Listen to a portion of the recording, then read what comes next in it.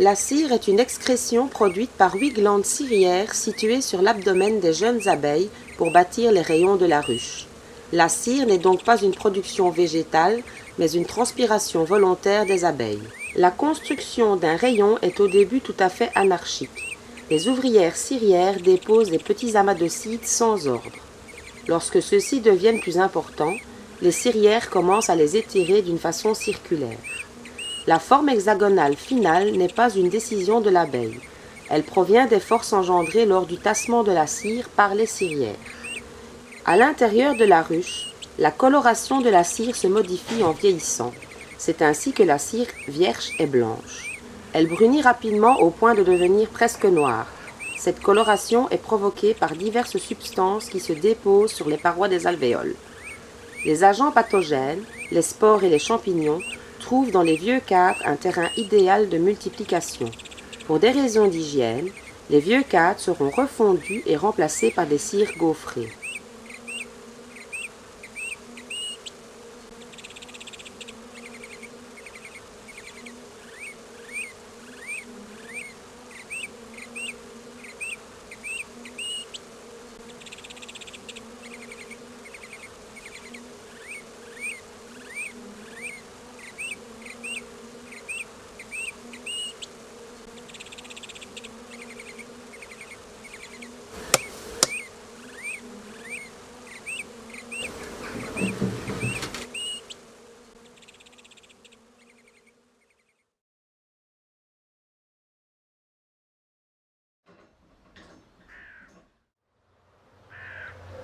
Ce procédé utilise la chaleur solaire. Orienté suivant la position du soleil, il suffit que la température s'élève au-dessus de 68 à 70 degrés Celsius pour permettre une fluidité suffisante de la cire et son écoulement dans de bonnes conditions. Il s'agit ici d'une chaudière à double cuve en inoxydable, fonctionnant au bain-marie. La cire fond grâce à la vapeur et coule dans un moule. Le pain ainsi obtenu partira dans une firme spécialisée pour y être laminé en feuilles gaufrées.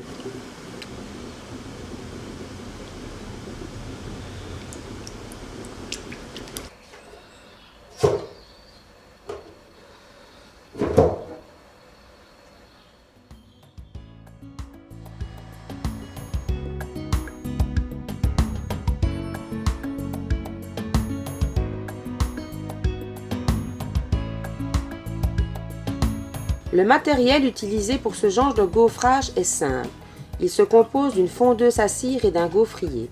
Le gaufrier à plat est un appareil refroidi par eau et utilisant des moules en silicone. Le procédé est le suivant. On place la cire dans la fondeuse. Une fois qu'elle est liquide, on la verse dans le gaufrier qui lui donnera sa forme de cire gaufrée.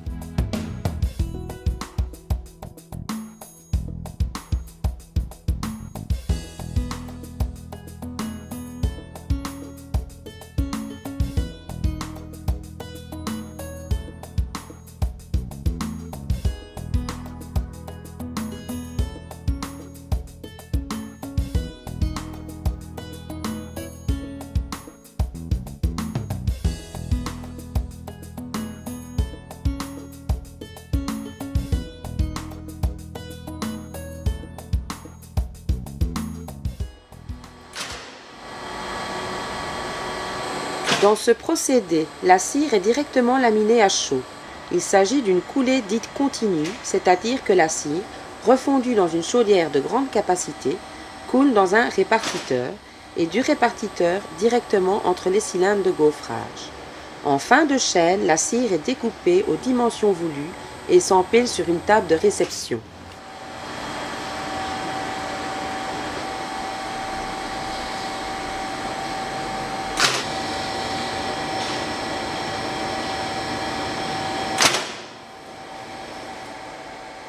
Ce procédé nécessite deux phases, une phase à chaud et une phase à froid. On réalise d'abord des feuilles lisses de 3 à 4 mm d'épaisseur autour d'un cylindre tournant très lentement dans un bain de cire liquide. Un courant d'eau froide passe à l'intérieur du cylindre. Il se forme à sa surface une mince couche de cire figée qui est ensuite raclée par une lame puis mise sous pression. Elle sort sous forme de ruban continu qui se refroidit à l'air libre et s'enroule finalement sur un axe. Le rouleau de cire ainsi obtenu est ensuite placé dans la cuve de réception de la machine à gaufrer. Cette cuve est remplie d'eau maintenue à 40 degrés Celsius. La cire y flotte en raison de sa faible densité. L'extrémité du ruban est alors engagée entre les cylindres gaufreurs, lubrifiés en permanence par une série de petits jets d'eau savonneuse. L'entraînement de la bande de cire gaufrée se fait par une série de rouleaux porteurs. Des molettes coupent latéralement le ruban gaufré à la largeur désirée. En fin de parcours, un dispositif à lame oscillante tranche régulièrement les feuilles à la longueur voulue. Les feuilles ainsi découpées s'empilent les unes sur les autres grâce à un système de tables de réception qui s'abaisse progressivement au fur et à mesure du travail.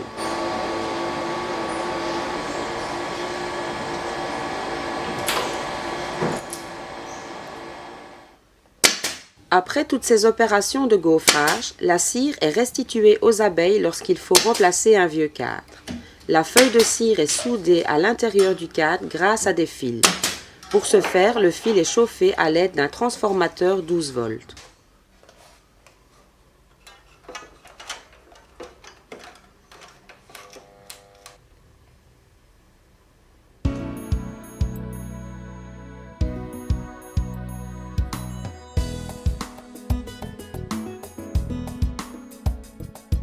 La cire d'abeille a été l'ingrédient principal des cires employées dans les tablettes de cire et la cire à cacheter. Ses propriétés hydrophobes et antibactériennes en faisaient l'un des principaux ingrédients de la momification par les embaumeurs de l'Égypte de l'Antiquité.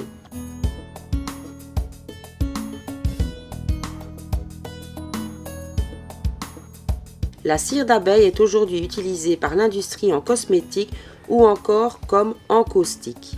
Elle est également et surtout utilisée pour la fabrication de bougies et motifs décoratifs dont l'imagination est sans limite.